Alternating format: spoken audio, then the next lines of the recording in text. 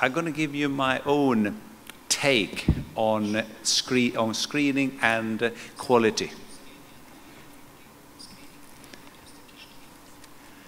So, as you know, colonoscopy doesn't always protect. We're not very good at protecting against cancer on the right side of colon. It tends to develop in older people. These lesions often develop probably from serrated precursor lesions.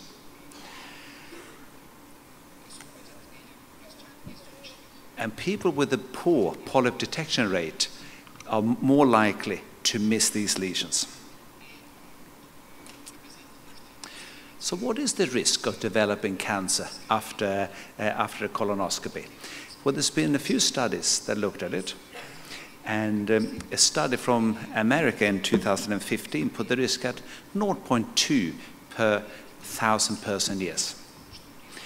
Similarly, was another study that after CT colonography put the risk at the same place.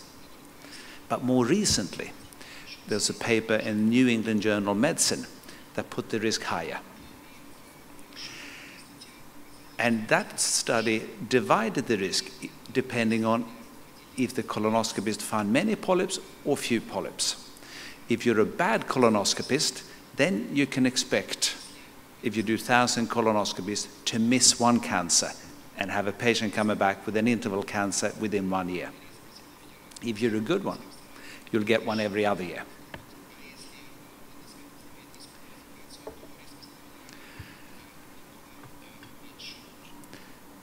So, how about UK then? How about the screening program in the UK? So this is the northern region of the National Health Service screening program. The adenoma detection rate, and each column is a screening colonoscopist. And you can see there's a big range. The best one on the left-hand side finds many, and the bad ones on the right-hand side finds fewer polyps. So there is a range, there is a spread.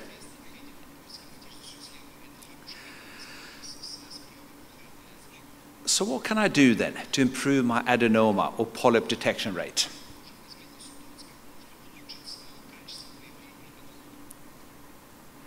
How about better technology?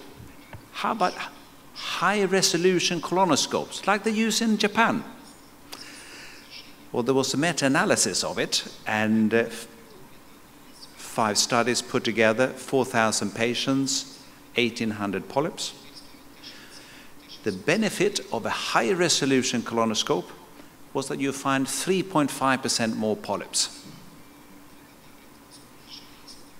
I think it's disappointing. 3.5% is not many polyps, is it? I have to do 28 colonoscopies to find 1 extra adenoma. Can I help myself? How about if I just look a second time? I go to cecum, I go back, I go down again. Yes, you find 3% more polyps. Ask your nurses to help. Yes, you find 6% more polyps. Doesn't cost you anything. Do colonoscopy in the morning, you find 8% more polyps. Have a coffee before your endoscopy list. You'll probably find more polyps.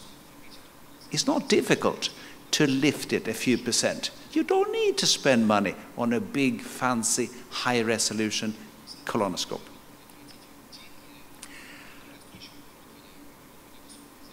The last one on the list, the water immersion colonoscopy, that's when you pump water into the colon, and then that helps the colonoscope to slip through. And the people that advocate it, they say, you find more polyps because the water magnifies. Rubbish. The only reason you find more polyps is that the water immersion washes the mucosa, so you wash off the bubbles.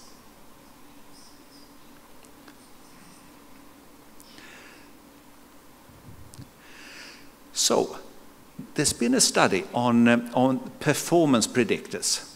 What is the most likely thing that makes you a good colonoscopist?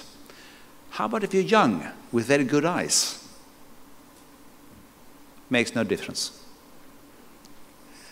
How about if you're content, you know, in England, we all know that junior female doctors are better because they're very careful and conscientious.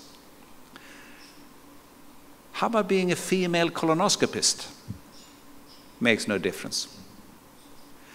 How about if you've done 10,000 lifetime colonoscopies? You're an experienced guy. Makes no difference. How about if you did 1,000 colons last year? Makes no difference. How about if you qualified 30 years ago, you got 30 years of experience behind you, 30 years of colonoscopy, like me, makes no difference. How about if you qualified 40 years ago, you're extremely senior, eyesight not so good, but you're very senior, makes no difference. Hell, what makes a difference then? Going to a conference like this, watching interesting videos, makes a difference to your colonoscopy? Makes no difference. This is all very depressing. But one thing makes a difference. If you're a dedicated endoscopist, that makes a difference. You just do endoscopy. You're specialized. To be specialized makes a difference.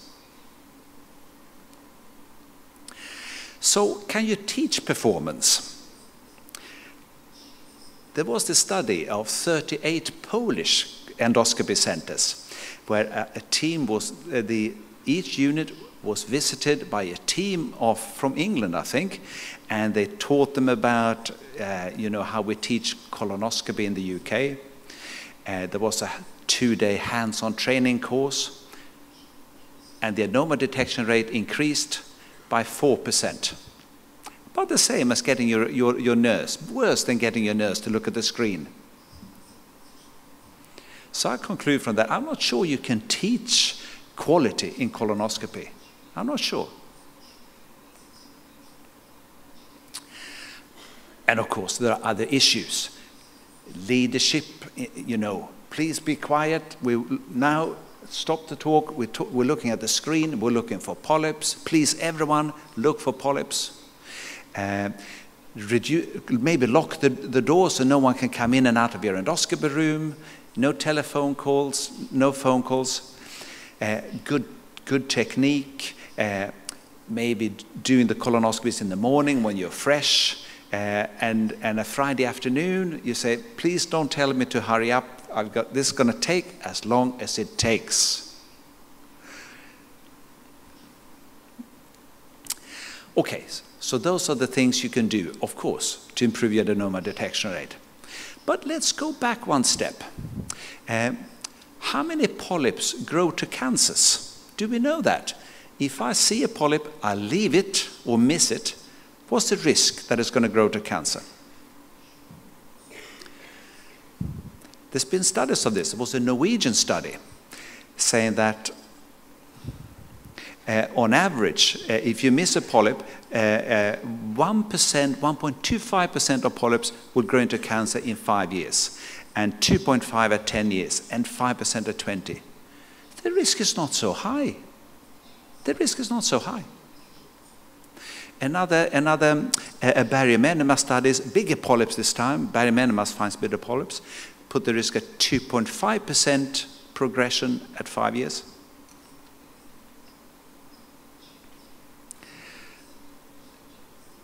Still not such a high risk. CT colonoscopy finds many polyps. The progression risk, 6% of polyps in the 6 to 9 millimeter range grow larger to 10 millimeter. But there was no cancers. There's been a meta-analysis. 1,034 polyps, 1 turned malignant after 1 year. So, you can miss 1,034 polyps and only risk 1 turning cancerous. That's a lot of polyps you can miss. Isn't it then strange? The study by Kaminsky showed that if you miss many polyps, your progression rate, the risk of an interval cancers within 3 years after your colonoscopy is very, very high. How could this be?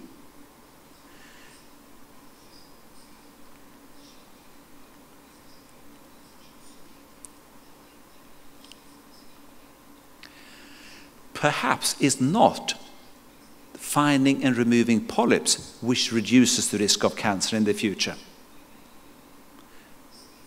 Could it be something else? Let's go through what else it can be. If colonoscopy is not just about finding small polyps, what is colonoscopy about? We know the first thing, and this is a recent study from bowel cancer screening programs. Slowing down your extubation, you will find more, not just polyps, but cancers as well. Extubation over 6 minutes, we used to say, according to this graph, is more like 7 or 8 minutes. But there is more than that. The good colonoscopists look behind the folds. And there is a polyp. The blind folds, you look behind it, there's a polyp there. Maybe it could be a cancer. But I look behind the fold to make sure. If I find a small polyp, I could possibly leave it. I can probably leave 1,000 of those before one turns cancerous. But occasionally, that is a cancer already. If you don't look behind the fold, you miss it. Here's another example. Fold looks a bit irregular. You look behind it. There is a cancer there. 8 millimeter cancer. Saw that. I spotted the fold. Bowel cleansing, absolutely clean. No bubbles. I saw the fold looked irregular. I looked behind it. There's a cancer. I retrovert in the rectum, and there is a polyp.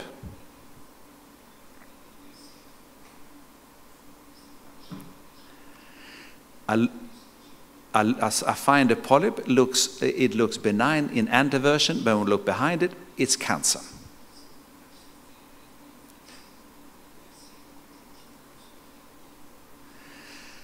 Some of us adequately distend the bowel, and like Takuya said this morning, some of us turn the patient so that the bit we examine is always upwards. By inflating the bowel, you can see the little polyp there.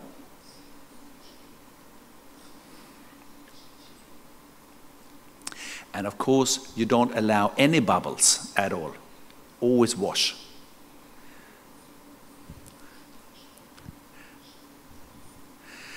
And of course, you want the best colonoscope. You want the high resolution one.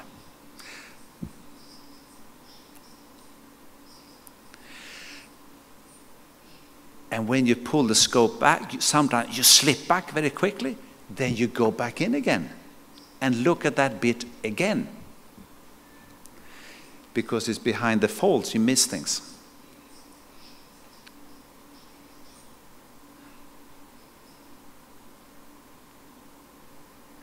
And we know what to look for. Can you see the frogs? How many frogs are there? You have to tune your eyes. 1 frog, 2 frogs, 3 frogs. You have to tune your eyes for the early cancers. And when you do this, of course, you find many diminutive, small, irrelevant little polyps. That doesn't matter. But what you will also find are these early cancers. That's what it's all about.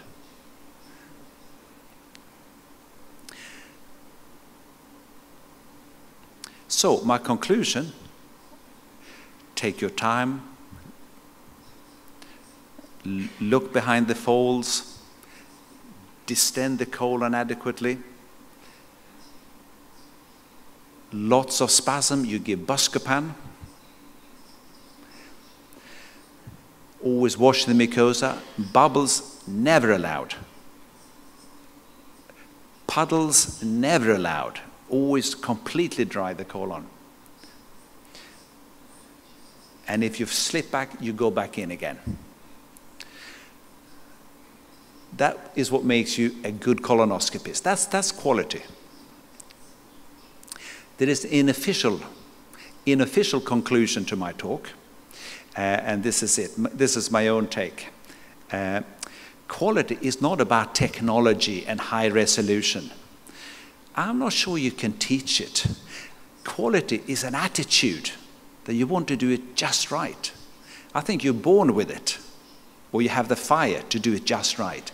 If you don't have that fire, I don't think it can be kind of kindled. It has to start here, really.